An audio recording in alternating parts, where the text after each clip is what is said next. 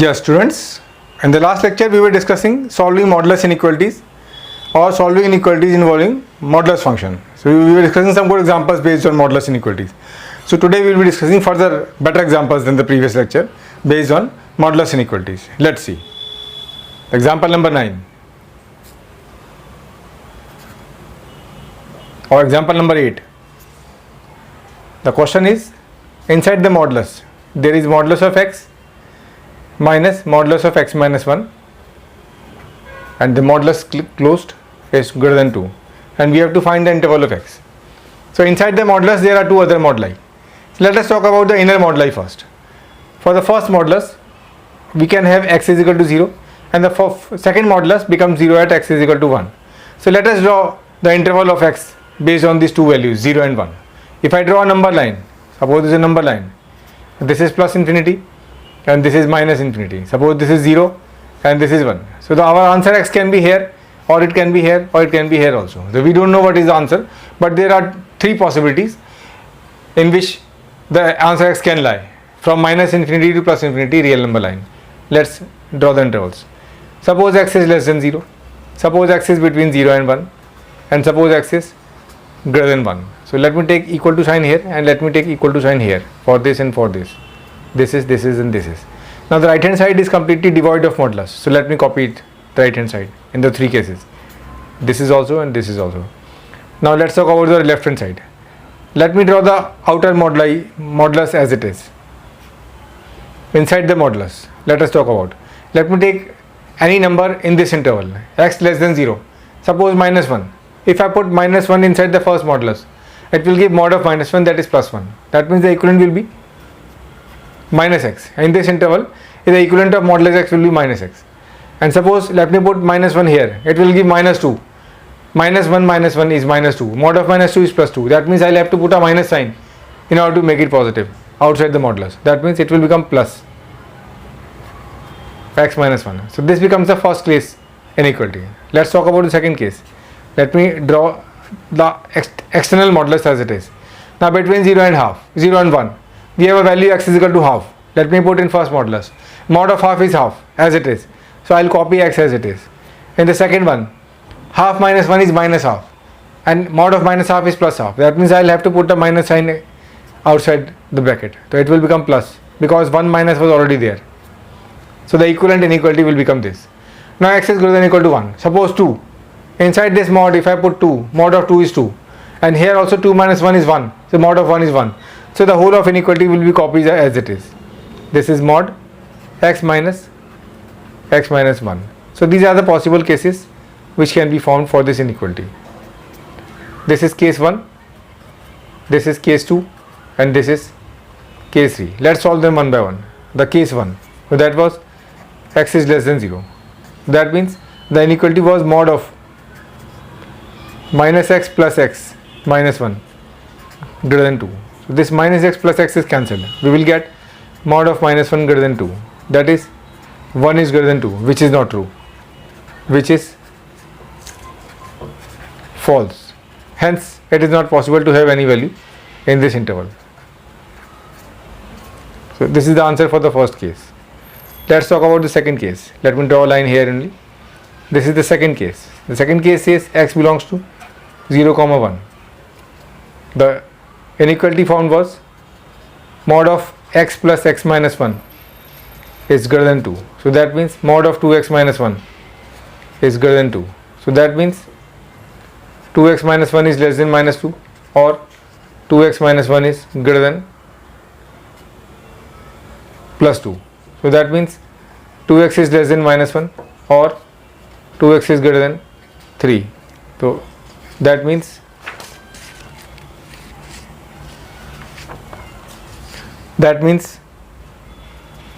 x is less than minus half or x is greater than 3 by 2. Now we know that our interval was x belongs to 0, 1. Now less than minus half is also not satisfying this interval and greater than 3 by 2 is also not satisfying this interval. So that means the answer to this part will be x doesn't belong to 0, 1. This is the second case which we have solved. Now let's see the third case. The third case was x is greater than or equal to 1 or x belongs to 1 comma infinity. It was mod of x minus 1 is greater than 2. So that means mod of x minus x plus 1 is greater than 2. This is cancelled. So that means mod of 1 is greater than 2. So that means 1 is greater than 2, which is false. So that means x doesn't belong to 1 comma infinity. So that means we have considered the whole real interval from minus infinity to plus infinity, and x everywhere x is not satisfying. So that means the answer to this inequality will be x belongs to null set. This will be the answer to this inequality. Well, I hope it is clear to you. Well, let us see another example. Example number 9. This is saying mod of 1 minus mod x upon 1 plus mod x is greater than or equal to half. Well, let me simplify this question. Let me call this 1 minus mod x upon 1 plus mod x as capital X. So this will become mod of x is greater than or equal to half. So that means x is less than or equal to minus half, or x is greater than or equal to plus half. And this is a very well known formula based inequality, the first class in which we studied the formulas of inequalities. So this is a very well known formula based inequality. So this will become x is less than or equal to minus half, or x is greater than or equal to half. Now let's see. Let us resubstitute. This will become 1 minus mod of x upon 1 plus mod of x is less than or equal to minus half, or 1 minus mod of x upon 1 plus mod of x is greater than or equal to half. That means this will become 3 by 2 1 plus half, that less than or equal to mod x upon 1 plus mod x, or this will become 1 minus half is half is greater than or equal to mod x upon 1 plus mod x. Now let me call t is equal to mod x, which is greater than or equal to 0. Let's simplify the question. This will become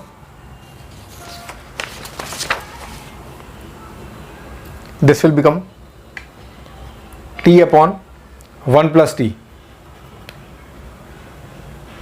is greater than or equal to 3 by 2, or t upon 1 plus t is less than or equal to half. Now we know that t is equal to mod x is greater than or equal to 0. So that means I can cross multiply. So let me multiply both sides by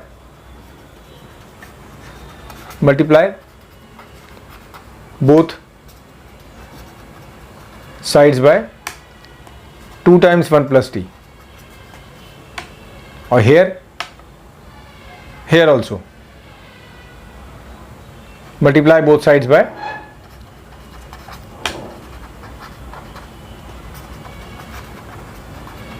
2 times 1 plus t. So this will become 2t greater than or equal to 3 times 1 plus t, or here 2t less than or equal to 1 plus t. So this will become 2t is greater than or equal to 3 plus 3t, or 2t is less than or equal to 1 plus t. So that means if you bring the variable on one side, this will give us, this is minus 3 is greater than or equal to t, and here t is less than or equal to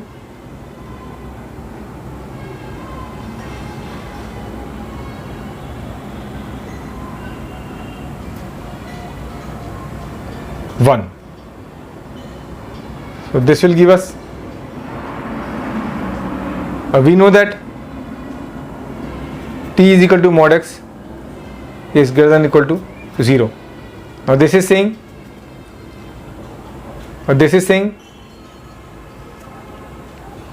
mod of x is less than or equal to minus 3, which is not possible because mod of x is always greater than or equal to 0. So that means mod of x is less than or equal to 1 is possible. That means x is between minus 1 and 1 is the answer, or we can say x belongs to minus 1 comma 1 will be the answer to this inequality. So this was something different. The format of question was changed, but finally after applying the tricks we were using the same properties which we have been using right from the starting. So that's in this question. Let us see another example. The 10th example. It is saying mod of x square minus x square plus mod of x is greater than or equal to 0, or I can write it as mod of x into x minus 1 minus x square plus mod of x is greater than or equal to 0. I can see I am getting 0 and 1 value over here and 0 value over here. If I now draw a number line, suppose this is plus infinity and suppose this is minus infinity, so this is 0 and this is 1. So x can be here, answer x can be here, or it can be here. So there are three cases: x is less than 0, or x is between 0 and 1, or x is greater than 1. So you can take equal to here, you can take equal to here. Now let's see. This is towards the right side, 0 is there, this is 0 and this is 0. Greater than equal to, greater than equal to, and greater than equal to. Let me consider this interval, x less than 0. Suppose there is a value minus 1 in this interval. If I put minus 1 over here, the mod of minus 1 is plus 1. That means I have to put a minus sign outside the bracket. This is x and this is minus. And let me copy x square as it is. If I put minus 1 over here in this modulus, I will get minus 1 into minus 2. That is plus 2. So already a positive number is going in this modulus. So I will copy this as it is without modulus. Now let's talk about second interval. Between 0 and 1, let me take half. If I put half over here, the mod of half is plus half as it is. So it will be copied with a plus sign. Then I'll put half over here. Half into half minus 1. It is negative. So I'll have to put a minus sign outside the bracket. And this is minus x square is copied. Now greater than or equal to 1, let me take 2. Mod of 2 is 2 and 2 into 2 minus 1. Everything is positive. So the whole inequality will be copied as it is without modulus. Minus x square plus x. So we have formed three cases. Let's solve them one by one. Suppose this is case 1, this is case 2 and this is case 3. Let me talk about case 1. X is less than 0. The inequality was x into x minus 1 minus x square minus x is greater than or equal to 0. So this will give us x square minus x square minus x greater than or equal to 0. So this is cancelled. So we can get over here x is less than or equal to 0. This is the answer for the first case. Here x less than 0 was there. Here x less than or equal to 0 has come. So I will take x less than 0. That means x less than 0 will be the answer to the first case. Let's talk about the second case now. The second case, the interval was x is between 0 and 1. X belongs to 0 comma 1. So here the inequality was minus x into x minus 1 minus x square plus x minus x square plus x greater than or equal to 0. So that means minus x square plus x minus x square plus x is greater than or equal to 0. So that means minus 2 times, or that means minus 2x square plus 2x is greater than or equal to 0. Now if I divide the whole inequality by minus 2, I will get x square minus x less than or equal to 0, because dividing by the negative number in inequality, the sign changes. So this will give us x into x minus 1 less than or equal to 0. So that means x belongs to 0 comma 1. So here the interval was x belongs to 0 comma 1, close at 0 and open at 1. So I will take the answer as x belongs to 0 comma 1, this one. This will be the answer for the second inequality. Now let's talk about the third one. Third case. The third case is x is greater than or equal to 1, or x belongs to 1 comma infinity. Let us see. This is x into x minus 1 minus x square plus x should be greater than or equal to 0. So that means x square minus x square plus x should be greater than equal to 0. So this is cancelled. So this becomes 0 is greater than equal to 0, which is true. So that means x belongs to 1 comma infinity is the solution to this inequality. Third case. Let us check the boundary values once again. As in the first case, we didn't take the 0. If I put 0 over here, however it will satisfy over here. But in the second case, 0 has come here. If I put the 0 has come over here, so that is satisfying. We have excluded 1 over here, but we have taken 1 here. If I put 1 in the inequality, in the given inequality, if I put 1, is it satisfying? 1 minus 1 is 0. This will become 0. This is minus 1 plus 1 is 0, and 0, that is satisfying. That means the values are, the overall answer to this case will be, we can see that in all the 3 intervals, the full interval is satisfying. The first interval was x belongs to minus infinity comma 0. Then second interval was x belongs to 0 comma 1. And third interval was x belongs to 1 comma infinity. And our answer is x belongs to 1 union 2 union 3.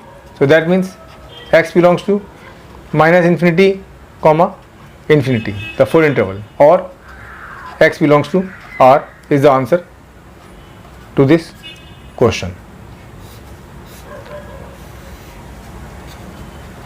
I hope it is clear to you. You can see we have been applying the same approach right from the starting of modulus chapter, solving equations for inequalities involving modulus function. So I am not using any new approach. Only I am trying to discuss various varieties of questions over here, and I am trying to tell you that you don't need to learn or cram a different approach for every question. Only one approach goes with every question.